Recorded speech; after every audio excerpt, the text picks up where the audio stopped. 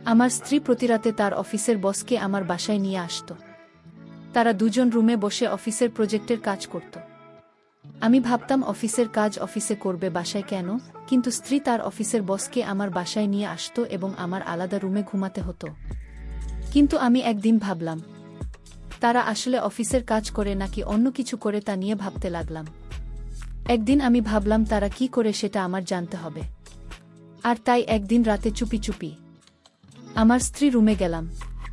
তারপর আমি যা দেখেছিলাম সেটা কোনো স্বামীর পক্ষে মেনে নেওয়া সম্ভব ছিল না। তাহলে চলুন মূল বিষয়টা খুলে বলি। দরজা খুলতেই দেখলাম স্যুট পরিহিত এক লোকের প্রতি অনেকটা ঝুঁকে এসে আমার স্ত্রী মণি গল্প করছে। আমাকে দেখে মণির মুখে বিরক্তির ছাপ স্পষ্ট ফুটে উঠল। মণি বলল, বাজার থেকে আসতে এতক্ষণ লাগে? আমি বাজারের ব্যাগটা রাখতে রাখতে বললাম, কি কই মাছ নিতে দেরি হয়ে গেল? মণি চোখ মুখ কুঁচকে বলল, স্যার এর জন্য আর আমার জন্য 2 কাপ চা করে নিয়ে আসত। প্রত্যুত্তরে, কি এক্ষুনি আনছি কে বলে রান্নাঘরে চলে আসলাম। আসার সময় মণির সাথে ছেলেটার কথা কানে এল। ছেলেটা মণিকে বলল, ইনিকে মনে দীর্ঘশ্বাস ফেলে বলল, ও আমার স্বামী। কি বলো এসো? আমি ভেবেছিলাম কাজের কেউ হয়তো। তোমার স্বামী আমাদের জন্য চা বানিয়ে আনবে। এটা কেমন কথা? তখন মণি বলল, তুমি এসব নিয়ে ভাবিও না। ওর কাজই হল রান্নাবান্না করা, বাড়ির কাজ করা। কি তবু তো তোমার স্বামী, তাই না? আমার স্বামী তো কি হয়েছে, ও তো একজন বোকা মানুষ। বোকা থাকলেও তো রাগ করতে পারে। মনে হেসে বলল, ওর কোনো রাগ নেই, এসবেও কিছু মনে করে না, অনেকটা বেকুব টাইপের। রান্নাঘরে আসার পথের বেশি কথা কানে আসেনি। আমি অতি যত্নে 2 কাপ চা নিয়ে ওদের সামনে গেলাম। 4টি বিলের চা রাখতে স্যুট পরিহিত লোকটা আমার সাথে হ্যান্ড সাইফ করার জন্য আমার দিকে হাত বাড়িয়ে বলল, হ্যালো মিস্টার তুহিন, আমি রিফাতুল, মনির অফিসের বস। কি আমার হাত নোংরা? নোংরা হাতে হ্যান্ডসেট করলে নিশ্চয়ই মনির বসের ভাল লাগবে না। আমি বললাম, দুঃখিত স্যার, আমার হাত নোংরা, তাই আপনার সাথে মশাবা করতে পারছি না। উনি হেসে বললেন, আরে এটা কোনো ব্যাপার নাকি, আমি মশাবা করলাম। উনি বসতে বললেন, আমি বসলাম। উনি বললেন, মনি আর আমি ক্লাস নিচ্ছিলাম, এখন বাবার বিজনেস সামলাচ্ছি, আমাকে স্যার ডাকবেন না প্লিজ। মনের দিকে তাকালাম, দেখলাম উনি যথেষ্ট বিরক্ত হচ্ছে, চোখ মুখ কুঁচকে বসে আছে। আমার উপস্থিতি ওর মোটেও ভালো লাগছে না, বুঝতে পারলাম। আমি বললাম, আপনারা কথা বলুন, তোমার স্কুল ছুটি হবে কিছুক্ষণের মধ্যে, ওকে আনতে যেতে হবে। কি মনে বলল, কি তোমার তো স্কুল ছুটি হবে একটাই, এখন বাজে মাত্র 10 টাকা। আমি বললাম, স্কুলে খেলাধুলা হচ্ছে, তাই তাড়াতাড়ি ছুটি হয়ে যাবে। ও হ্যাঁ, মনে ছিল নাকি? এত কাজের চাপে মনে না থাকাই স্বাভাবিক। তোমরা বসো, আমি যাই, দেরি হয়ে যাচ্ছে। বাসা থেকে বেরিয়ে দেখলাম লাল রঙের প্রাইভেট কার দাঁড় করানো। ইদানিং রোজই গাড়িতে করে মনির বোস বাড়িতে আসেন। মনিকে একদিন জিজ্ঞেস করেছিলাম, উত্তরে মনি বলেছিল ওদের নতুন প্রজেক্ট নাকি শহরের বাইরে গাড়িতে করে যেতে হয়, তাই ওর বসের গাড়িতে করে সেখানে যায়। মনি আমাকে মিথ্যা বলেছিল। আমি বেশ কয়েকদিন গাড়ির উপর নজর রেখেছিলাম। আমার বাড়ির নিয়ে কয়েক ঘন্টা দাঁড়িয়ে থাকে, তারপর মনিকে নিয়ে সোজা অফিসে যায়। তবে মনিকে বুঝতে দেয়নি আমি ওর মিথ্যা ধরে ফেলেছে। স্কুলে ঢুকতেই একটা মেয়ে বলল, তোমার আপনাকে হয়?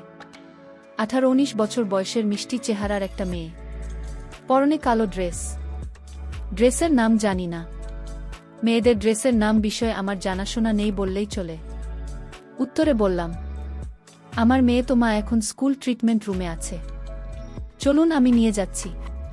কি হয়েছে তোমার? তেমন কিছু না, পরে গিয়ে হাতে একটু ব্যথা পেয়েছে। কি? আপনাকে তো ঠিক চিনতে পারছি না। স্কুলের নতুন ম্যাম আপনি? আরে না, তোমার বান্ধবী রিয়াকে চেনেন? ব্যাগ? আমি ওর বড় হয়ে। ওরা দৌড়াতে গিয়ে একসাথে পড়ে গিয়েছিল। রিয়ার পায়ে একটু ব্যথা লেগেছে। কি? ট্রিটমেন্ট রুমে যেতে তো আমাকে দেখে চেঁচিয়ে বলল, বাবা আজকে আইসক্রিম খাওয়া বলেছিলে, মনে আছে? হু, কিন্তু খাবে কি করে? হাতে তো ব্যথা পেয়েছ, আইসক্রিম ধরতে পারবে? বাবা হাতের ব্যথা শেষ হয়ে গেছে তো, আর ব্যথা করছে না। আগে তোমাকে নিয়ে বাড়ির দিকে যাচ্ছি, আমার এক হাতে আইসক্রিম, তোমাকে নিয়ে বাড়ির দিকে আসছি। আমি বললাম, খুব তো বল, হাতে ব্যথা নেই, আইসক্রিম ধরতে পারবে কি? এখন দেখি তো আমার তোমাকে আইসক্রিম খাইয়ে দিতে হচ্ছে। বাবা তুমি তো বলো মাঝে মধ্যে মিথ্যা বললে কোনো ক্ষতি নেই। ব্যথা খুব না? অল্প অল্প অল্প হলে এতগুলো ওষুধ লিখে দিত। তোমার গাল ফুলিয়ে বলল, বাবা তুমি দেখছি রুবিনের মতো। আমি হেসে বললাম, রবিনকে আমার ক্লাসে পড়ে, সারাক্ষণ আমার উপর খবরদারি করে। এটা কেন করছি ওটা কেন করছি এসব নিয়ে বকা দেয় কি, তাই নাকি? রবিনা বার তোমাকে ভালোবাসে নাকি? বাবা কি যে বলো তুমি, খুব আমার লজ্জা পাচ্ছ দেখ। রবিন দেখতে কেমন? আমার মতো হ্যান্ডসাম? তুমি তো ফর্সা। ও তোমার মতো এত ফর্সা না। আমার থেকে একটু লম্বা। ঘুম একটু লম্বা বলার সময় তোমার নখের মধ্যে একটু ফাঁকা রেখে দেখিয়ে দিল। আমি বললাম, ব্যথা পাওয়ার কথাও জানে না? আজকেও আসেনি। কেন আসেনি আমি জানি। তুমি কেমন জানো? কালকে টিফিন খেতে খেতে বলেছিলাম আজকে আমি স্কুলে আসতো না, তোমার সাথে সিনেমা দেখতে যাব, তাই আসেনি। তার মানে তুমি স্কুলে না আসলে রবিন আসে না? হ্যাঁ। বাবাও খুব বোকা তাই না? আমিও তো বোকা কি তুমি মোটেও বোকা না, তুমি খুব চালাক। মায়ের বলা মিথ্যা কথাগুলো তুমি টাচ করে ধরে ফেল। রবিন ছেলেটা দেখবে কয়েকদিনের মধ্যেই তোমাকে বলবে তো আমি তোমাকে ভালোবাসি। আমারও তাই মনে হয়। বাবা তখন তুমি কি বলবে? আগে বলুক, তারপর তোমার সাথে ডিসকাস করে উত্তর দিব। বাবা আমি রিকশায় উঠব। তোমাকে রিকশায় নিয়ে বাড়ির গেটের সামনে আসতে দেখলাম। কালো গাড়িটা এখনো দাঁড় করানো। এখন গেলে মনে হয় তো আবার বিরক্ত হবে। রাতে ঘুমানোর সময় টনটন স্বরে বলবে, স্যার আসলে তুমি আমাদের সামনে এসে ডিস্টার্ব কেন করো? তখন আমি বলবো আমি শুনতে এসেছিলাম কিছু খাবে কিনা। মনি তখন কঠিন কঠিন কিছু কথা শুনিয়ে দিবেন।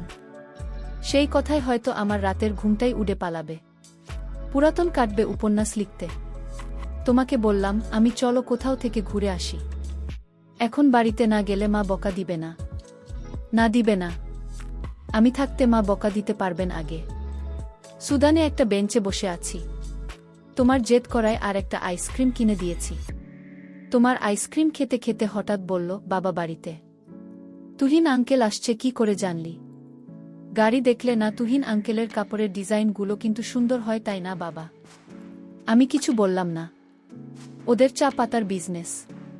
তোমার নিশ্চয়ই রিলেটেড কিছু চোখে পড়ছে, তাই এটা বলছে। আমি বললাম, কোথায় দেখছো কাপড়ের ডিজাইন? 10-12 দিন আগে মায়ের ঘরে গিয়ে দেখেছিলাম তুহিন আঙ্কেল মায়ের কাপড়ে হাত রেখে কাপড়ের ডিজাইন শেখাচ্ছিল। আমাকে দেখে ডিজাইন দেখানো বন্ধ করে দিল। তখন মা বলেছিল তুহিন আঙ্কেল নাকি শাড়ির ডিজাইন দেখাচ্ছিল গো। তোমার ক্লাস 6-এ পড়ে। এইটুকু মেয়ে কখনো বাড়িয়ে মিথ্যা বলবে না, বিশেষ করে মনির ক্ষেত্রে। মনিকে তোমার প্রচণ্ড ভয় পায়। আমার কপাল বেয়ে ঘাম ছুটতে লাগল। সেই সময় কি হচ্ছিল কিছুটা আন্দাজ করতে পারছি। আমি বললাম, তখন আমি বাড়িতে ছিলাম না। না তুমি বাজার করতে গিয়েছিলেন। আমার জন্য রং পেন্সিল নিয়ে আসলে সেদিন দেখেছিলাম।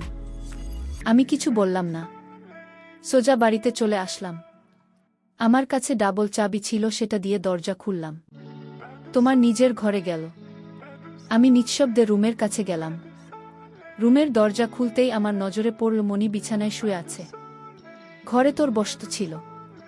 আমি ঘরে ঢুকতেই আমার স্ত্রী বলল, তুমি যখন তখন রুমে এসে ঢুকে পড়ো, বাহির থেকে আগেই নক করতে পারো না।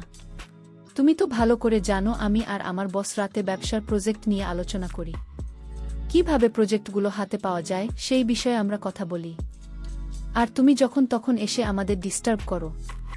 নিজের স্ত্রীর মুখে সব কথা শুনে আমার মনে মনে রাগ হলেও কিছু করার ছিল। আমি নিশ্চুপ শুধু কান্না করে চলেছি। আমি এসব কি দেখছি? অফিসের কাজ অফিসেই করতে হয়। আমার বাড়িতে এসে তার অফিসের কাজ করে না, অন্য কিছু করে, তা আমার বোঝার বাকি রইল না। আমার স্ত্রী মনি বলল, তুমি যাও বাজার থেকে আমাদের জন্য কিছু খাবার নিয়ে আসো, আমরা আজ বাইরের খাবার খাব।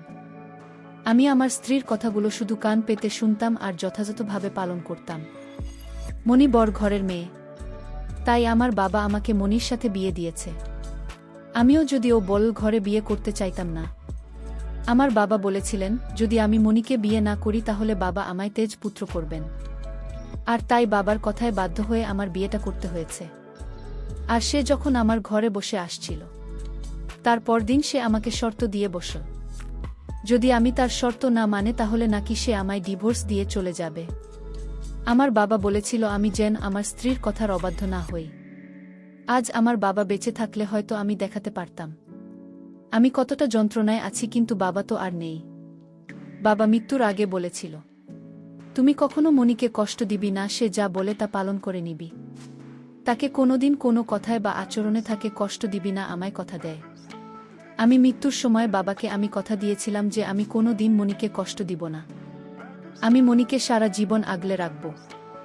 আজ বাবার কথা রাখতে গিয়ে আজ আমার এই পরিণতি। আমার চোখের সামনে আমার স্ত্রী বাজে কিছু করছে, তাও আমি চোখ বুজে মেনে নিচ্ছি, কারণ আমি বাবার কথায় আটকা পড়ে আছি। তাই আমার স্ত্রীকে আমি জোর গলায় কিছু বলতে পারছি না। আমাকে বাড়িতে চাকরের মতো থাকতে হয়। তাতে আমার সমস্যা ছিল না, যদি অন্য কিছু না করত। আমি এখন যে আর সেই দৃশ্য দেখতে পারছি না বাবা। আমি এখন কি করব বাবা? আমি সকালে বাবার কবরের পাশে গিয়ে কান্না করেছিলাম আর বলছিলাম, বাবা আমি এখন কি করব তুমি বল। আমি কান্না করে ঘরে আসলাম। আমার মেয়েটা তার রুমে বসে লেখাপড়া করছে। আমি ভাবলাম মনের ঘরে গিয়ে দেখি উনি কি করছে। আমি মনির রুমের দরজায় নক করলাম। মনের ভিতর থেকে বলল, আমি আর আমার বস এখন একটা জরুরি কাজে আছি। আমি এখন দরজা খুলতে পারবো না।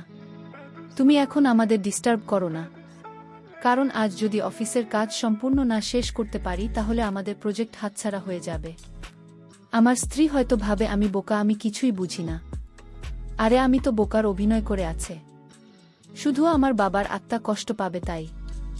আমি রুমের জানালা দিয়ে উকি দিয়ে দেখলাম, তারা খুব ঘনিষ্ঠ। আমি সেই দৃশ্য দেখে আমার মনটাকে কিছুতেই বুঝতে পারছিলাম না। আমার চোখ দিয়ে অনবরত পানি ঝরছে। আমার চোখে পানি দেখে আমার মেয়ে বলল, আব্বু তুমি কাঁদছো কেন? আমি আমার মেয়েকে বললাম, মামি আমি তোমায় একটা প্রশ্ন করব, তুমি উত্তর দিতে পারবে? মামি বলল, ঠিক আছে বাবা বলো। আমি আমার মেয়েকে জিজ্ঞেস করলাম, তুমি কাকে বেশি ভালোবাসো, তোমার আমাকে না আমাকে? আমার মেয়ে বলল, বাবা আমি আমার মাকে ঘৃণা করি। আমার ভীষণ খারাপ মানুষ। আমি আমার মায়ের কার্যকলাপ দেখেছি। আমি আমার মাকে মা বলে স্বীকার করতে চাই না বাবা। তুমি আমার মা, তুমিই আমার বাবা। তাহলে মামি আমি যদি তোমার আম্মুকে এই বাড়ি থেকে বিদায় করে দেয় তাহলে তুমি আমায় কোনোদিন ছেড়ে যাবে না? কখনো যাব না বাবা, তুমি আমার সব। আমি আমার মেয়ের কথা শুনে আমার বুকটা গর্বে ভরে উঠল। এর 2 দিন পর আমি ঘুমের মধ্যে স্বপ্ন দেখতে পেলাম। বাবা আমায় বলছে, বাবা আমি বড় অপরাধ করে ফেলেছি। আমি এই মেয়ের চরিত্র সম্পর্কে না জেনে তার বাবার অনুরোধে আমি তোকে বিয়ে করেছি। আর সেই নিয়ে এতটা জঘন্য হতে পারে তা আমার জানা ছিল না। আমি খবর এই মেয়ের চরিত্রের জন্য আমি আজ খুব শাস্তি পাচ্ছি। বাবা আমি ভুল করেছি, তুই যত দ্রুত সম্ভব এই মেয়েটিকে তালাক দিয়ে ফেল এবং এই বাড়ি থেকে বের করে দেয়। আমি খুব কষ্টে আছি। আমি ঘুমের মধ্যে স্বপ্ন দেখে আমি হঠাৎ করে আমার ঘুম ভেঙে গেল। আর এরপর দিন আমি আমার বুকেই বাড়ি থেকে চিরদিনের জন্য তালাক দিয়ে বের করে দেই। প্রিয় দর্শক বন্ধুরা, আমি কি কাজটা ঠিক করিনি? তোমরা কমেন্ট অবশ্যই জানাবে। আর এরকম গল্প পেতে আমার চ্যানেলটিকে সাবস্ক্রাইব করে পাশে থাকবেন। প্রিয় বন্ধুরা, গল্পটি ভালো লাগলে অবশ্যই কমেন্ট করে জানাবেন। আর নিয়মিত এমন আলাদা স্বাদের গল্প শুনতে ভিডিওটিতে লাইক এবং চ্যানেলটিকে সাবস্ক্রাইব করে সাথেই থাকুন। আর হ্যাঁ, নোটিফিকেশন বেলটি অল করে রাখবেন, যাতে পরবর্তী গল্প সবার প্রথমে আপনাদের কাছে পৌঁছে যায়। ধন্যবাদ বন্ধুরা, ধন্যবাদ সবাইকে।